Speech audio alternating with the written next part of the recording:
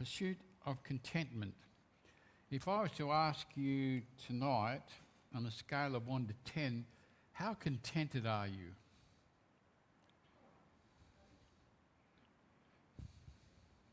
One to 10.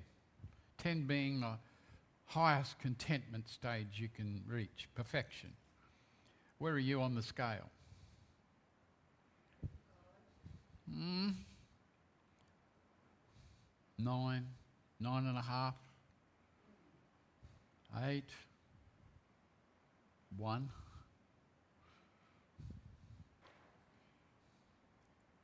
Well, it's interesting, and Paul has been giving us some principles that we can apply and learn. And one of the things is, as a child of God, we need to be contented. And we need to understand what contentment is. And from verses 10 through 19, he's dealing with a person who is content with who they are, a person who is content with what happens to them because of the personal relationship that they have with God. Now, many people pursue happiness and are not contented until they achieve and they find when they do get happiness, which is what they're after, they find they're not contented. It's not what they thought it will be. And so it's interesting. What's the difference between happiness and contentment? Are you happy right now? Or will you be happy in half an hour? What brings you happiness? What brings you contentment? You see, sometimes we can't distinguish between happiness and contentment.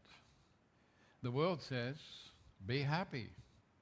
Pursue happiness. You have every right to be happy. The only problem with that is, as we find out here in this little chart, happiness is an emotion. And you know what happens with emotions? They come, they go. So if my happiness is depending upon how I feel, is it going to be with me very long? How long am I going to be happy for? Until you upset me,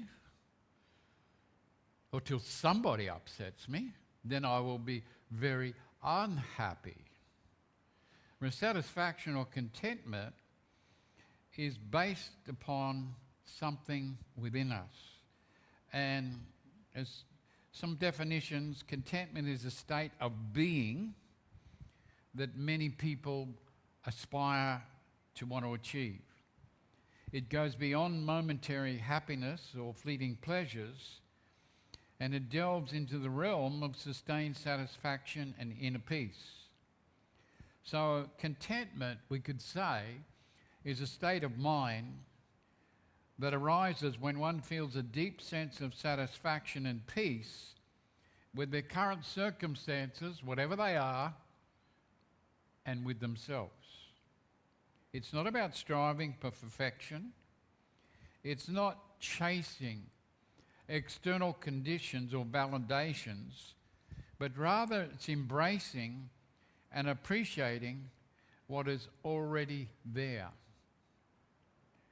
Contentment involves accepting oneself, finding joy in the present moment, and fostering a positive outlook on life. Far from complacency, contentment is an active acknowledgement of the sufficiency of what one possesses materially and spiritually. Now, a blogger said this: cultivating contentment makes us more likely to view setbacks as temporary and not defining our life's worth. This stability fosters resilience, allowing us to bounce back from adversities with a balanced mindset and reduce stress. The reality for our modern day culture, at its core, is the never satisfied psychology of a state of perpetual discontent, characterized by an inability to find lasting satisfactions in one's accomplishments, possessions, or life circumstances. It's like having an itch that you can't scratch, no matter how hard you try. Yet, believe it or not, contentment is a biblical word. And the Bible has much to say on the subject of contentment and its pursuit. As this slide shows us, in 1 Timothy 6 through 8, now there is great gain in godliness with contentment, for we brought nothing into the world, and we cannot take anything out of the world. But if we have food and clothing, with these we will be what? Content. We read that, but what impression does it make on us concerning contentment? The writer in the book of Hebrews also says this. In Hebrews 13:5, keep your lives free from the love of money and be content with what you have, because God has said, never will I leave you, never will I forsake you. But the important says, be content with what you have. And that's a challenge in itself. Are you content with what you have? Or do you long for something better? Or do you feel that you're entitled to something more? Or you deserve to have something better? You see, the Bible not only identifies contentment as a virtue, but it speaks of contentment as being a command. You are to be content with whatever you have. You are to be content with food and clothing. You are to be content with your wages. You are to be content because you understand that a resourceful God will never leave you nor forsake you. The trouble is most people never experience that. Most Christians don't experience it to the degree that God desires us to do so. We tend to be, if we're honest, very discontent people. It seems the more you have, the more discontented you become. You notice that? The more you have, the more discontented you become. Yet Paul provides us with a challenge here to pursue contentment. And in verse 10, he talks about having confidence in provision. He says, I'm very happy in the Lord that you have shown your care for me again. You continue to care about me, but there was no way for you to show it. What Paul is talking about here with these principles is not some theological hypothetical that he's talking about. This is not something that is new. This is something he was experienced and had experienced firsthand throughout his life. And so he's sharing with us how we can be contented in our lives as Christians. Now, there have been many things that had happened since these Philippian believers had sent a gift. They sent a gift 10 years before. It had been 10 years prior that he arrived at Philippi that he preached the gospel there. It had been there, he was imprisoned, when an earthquake took place and allowed the prisoners to go free.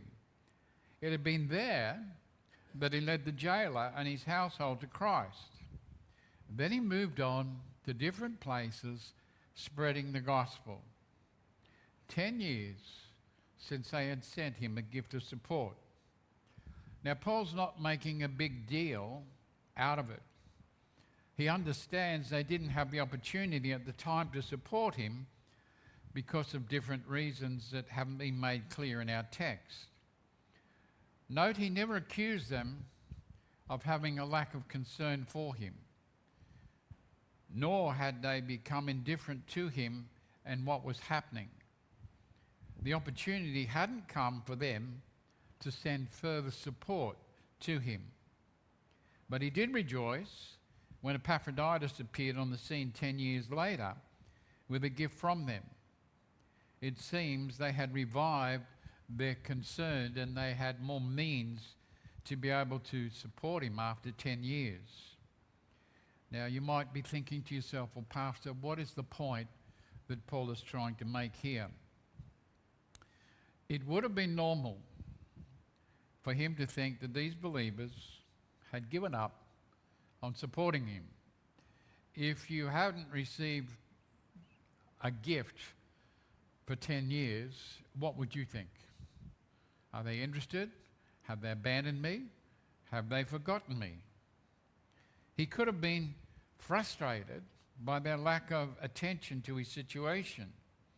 He could have given them a very hard time thinking they'd been indifferent to him and his circumstances, but he doesn't.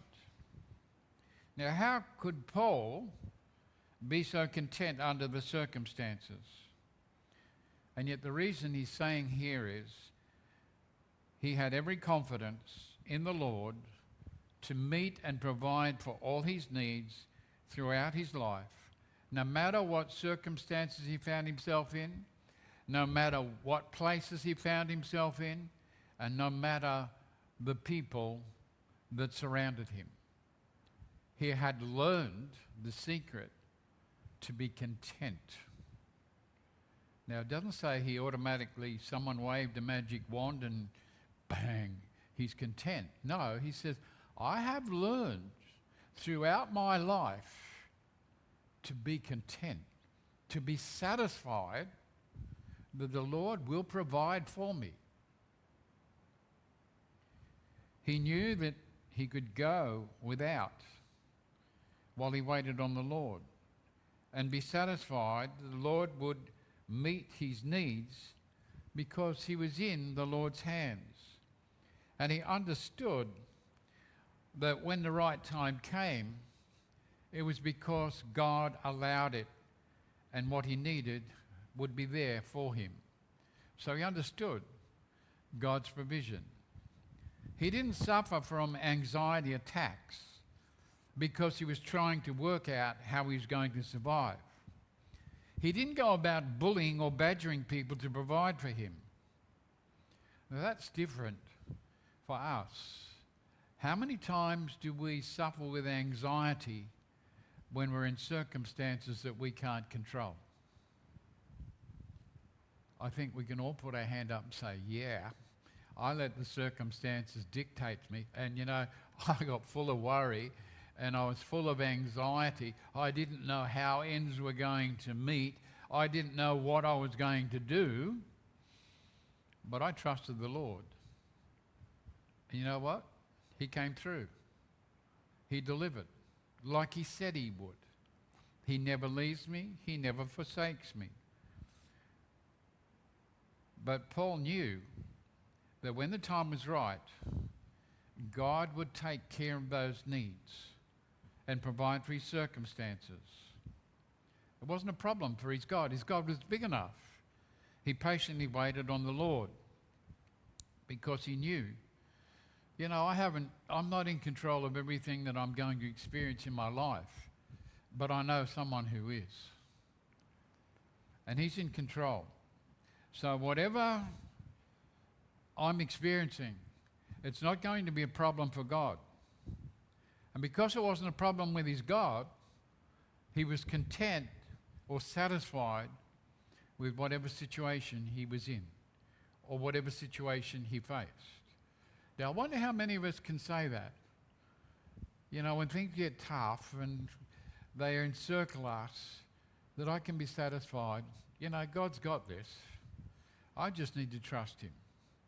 Or do we say, option A, option B, option C, maybe even option D, until there is nothing. We try to handle it ourselves. And all we do is make the situation worse. And we become full of anxiety and worry, which is not what God wanted. He doesn't want that. He's promised us he would meet our needs. Now, that's the confidence that we need, because another promise says he's working everything out for my good and his good. So if it's working out for my good, I can trust him. I really can. But are we content? And this is the hard part. Are we content to wait for the Lord to do it? Now, most of us have trouble waiting very long for anything. If it's not delivered, you know, I like that Domino's pizza. If it's not there within 3 minutes, you get it for free. So you pray what? The delivery driver is hung up somewhere and I get a free pizza. It's got to be there in 3 minutes. It's got to be there when I want it. Well, God doesn't work that way. But are we patient enough to wait for the Lord to answer when it's the right time? Now, for us, the right time is now. Give it to me now. The Lord says, no, wait. I've got this. Just trust me. Most of the time, we don't believe that we really need God's help. So sometimes we can pray to the Lord and say, hey, Lord, I'm down here. Yeah, hey, here. Pay attention. I'm having a hard time. I need you. Come on. I'm waiting. I've asked you 10 times. How long have I got to wait? Hey, can you see me? Just give the Lord a friendly reminder every now and again. Maybe he's too busy and forgot me. Well, that's not what the scriptures tell me. He knows exactly what I'm going through. He knows exactly what he's going to do, and he knows exactly what time he's going to deliver it. Problem is I don't.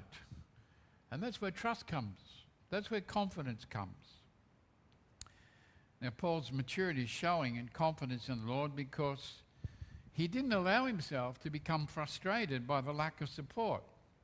He knew that God was controlling his life and controlling the lives of these believers so that his purposes would be accomplished both in his life and in the life of the believers there at Philippi. Now, the danger of discontent, which is what we're all familiar with, is when we want to be in control of everything that happens to us. Sound familiar? We want to be in control. We don't like to be uncertain about things. You know, there's a box, there's a time, there's an appointment. Everything has to fit just nicely the way we want. Now, most of us probably got our week already planned out. But when the unexpected happens, it throws a spanner in the works and we get all worked up because it didn't work out the way we thought it was going to. That's us being in control. We think we know better than everybody else what's best for us. And so we don't want anyone interfering or telling us what to do when things don't go our way. So as a result, we become frustrated and disappointed and discontented. Paul, no, he was confident God was in charge, that he would orchestrate events to meet his needs. So he never allowed himself to get frustrated, and that in itself is a blessing, not to allow yourself to get frustrated. He understood these believers never had an opportunity at that time to meet his needs because God never allowed it to happen. God was in charge, and Paul was content with that because he never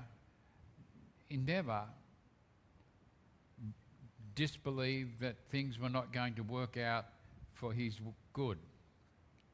Our problem is that when we feel things are out of control, when we've waited a long time and there doesn't seem to be an answer on the horizon, we feel, well, we must step in and take control if we're going to make things happen. And that's where frustration takes over the whole process. And you know what? What happens when a person gets frustrated? You know? When we step in, when we think we've got to make things happen, well, boy, we sure make things happen. Not for the better, mind you. Who is the person that suffers the most?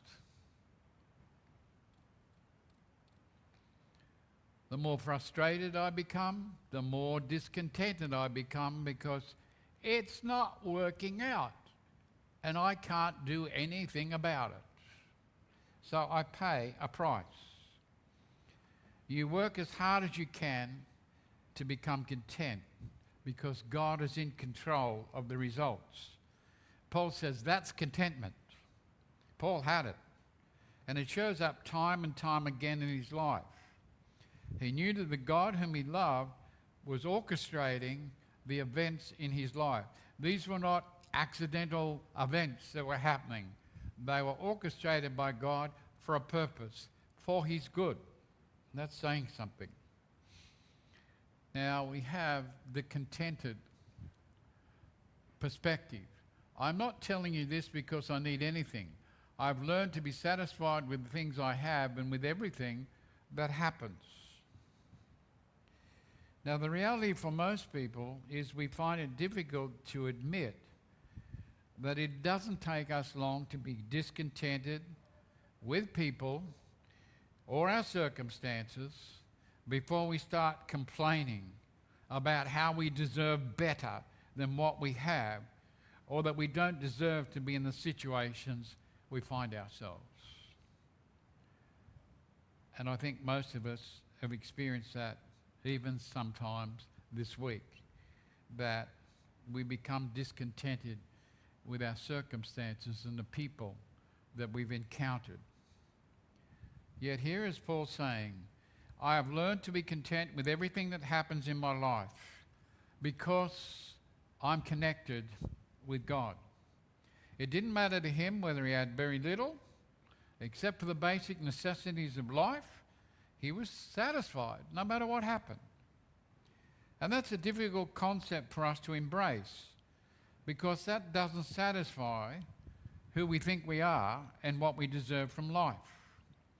Does life owe us anything? Do we deserve more in life?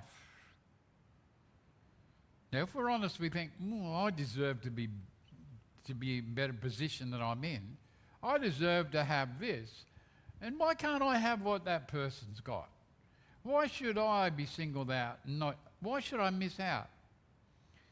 But it seems the more we have, the less contented we are, always wanting more than what we need. It's as though nothing can meet our needs. And it's hard for us to go through this life with very little, while others have so much.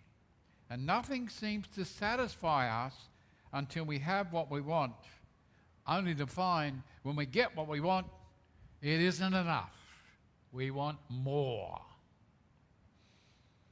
The question mark, or the question we must ask ourselves is, why? Why do I have to feel like this? Why do I have to think like this? And our culture has embraced the religion of humanism that seeks to promote it at every chance it gets so that it's acceptable and normal.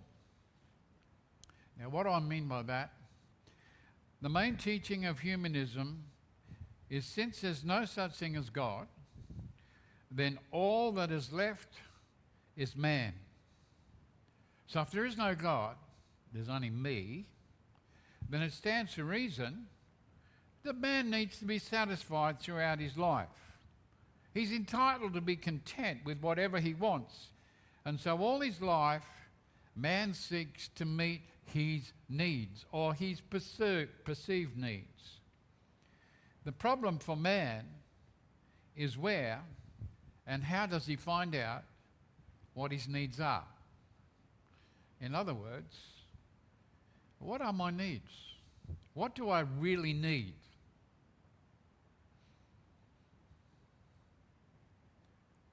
In this life? What do you need? If you gave me a list, what would be on the list?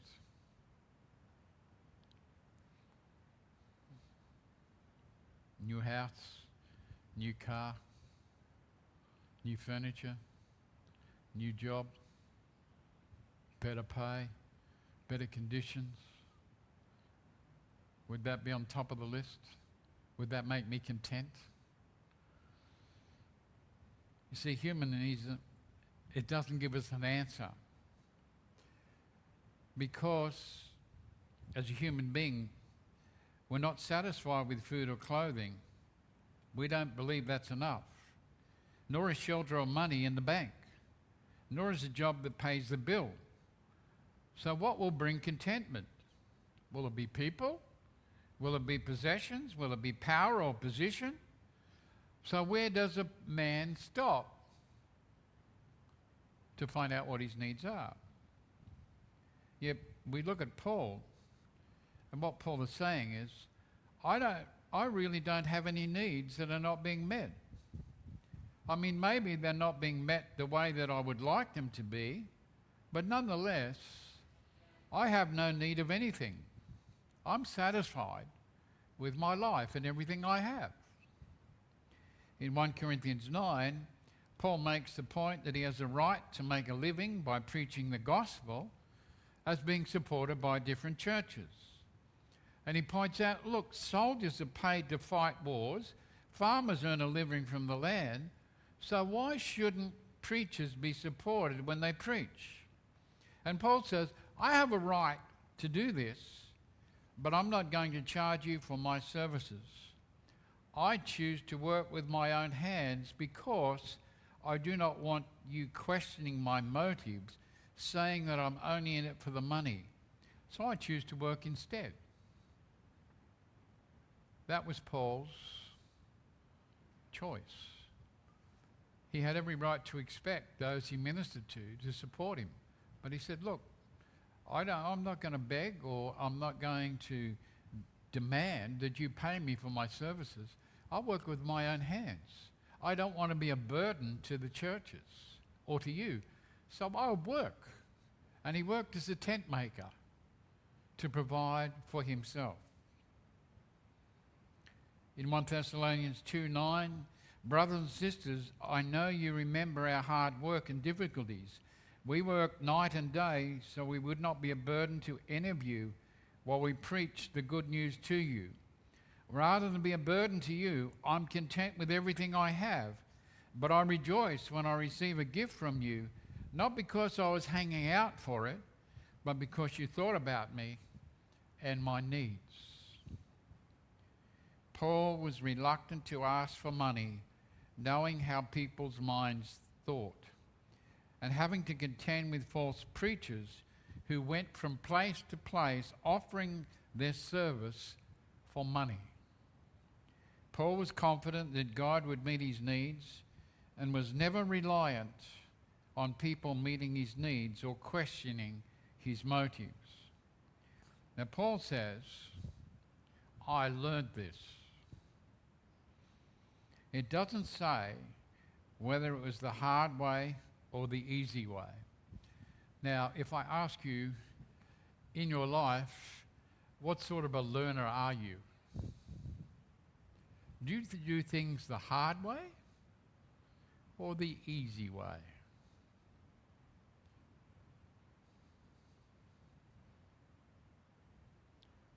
You see, we can be difficult people when we choose to be.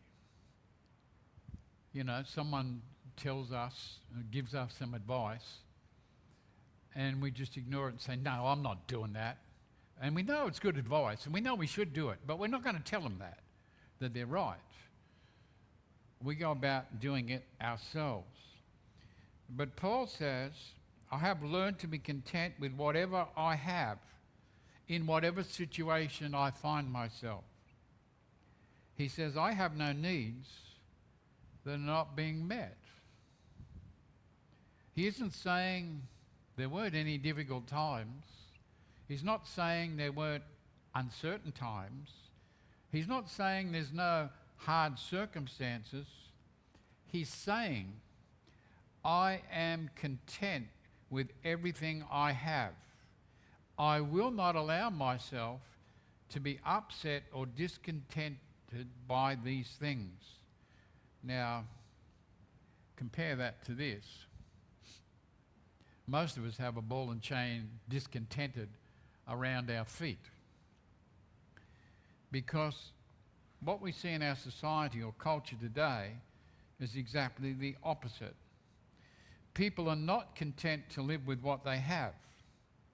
They want more, and they feel they're entitled to more, because this is exactly what the religion of humanism teaches.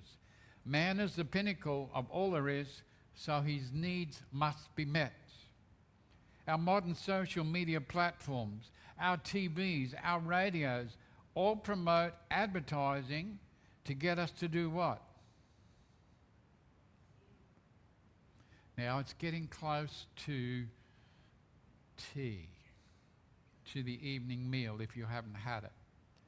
Now, if I was to put on this big screen KFC, McDonald's, Domino's and the rest of it, what do you think that would do to your thinking processes right now? Would you be concentrating on what I'm saying? Or would your stomach be grumbling and going, yeah, I'm hungry. Yeah, hurry up and finish. I want to go to McDonald's. I want to go here. I want this. Because all of our media platforms are designed to promote us and tell us, you need this. You need a big fat pizza with all the trimmings on. It's there waiting for you. All you have to do is come in and get it. It's all there. And of course, we ignore it, don't we? Not much. We think about it. But it convinces us we need to work.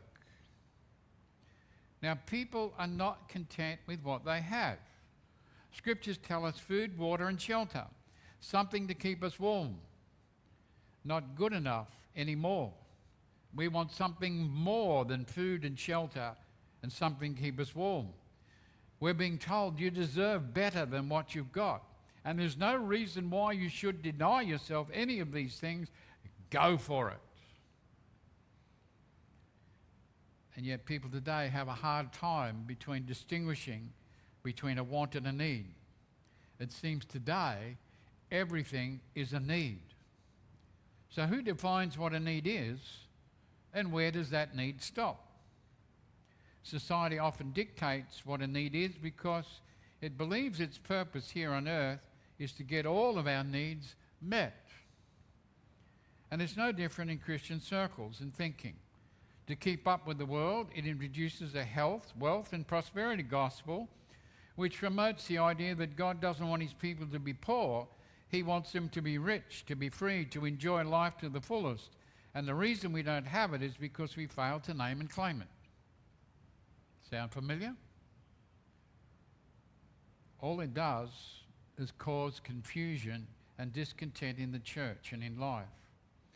Discontentment is a tactic of the devil, and he uses it to great effect. Paul understood and knew that no man could ever meet his needs, that his chief goal and purpose in life was to worship and enjoy God. He wasn't interested in living for the present moment. He wasn't interested in getting everything that this life has to offer. He was content with what he needed in this life, the necessities. And so he was satisfied. with what he had. Our problem is we tend to think and treat God as our magic genie. Just rub his tummy 3 times and he's obligated to grant you anything you want in life that you think you need. And if we don't get it, we sulk and complain that God doesn't care enough to meet our needs, and so we become discontented with our lot in life, and particularly with God. We see this experienced in the lives of many people. People will say, I'm not happy in my marriage. My partner isn't meeting my needs. I've worked long and hard and received no promotion. Somebody else, less qualified, gets what I'm entitled to. There are no guarantees in this life. No person will ever fully meet your needs, no matter how hard they try.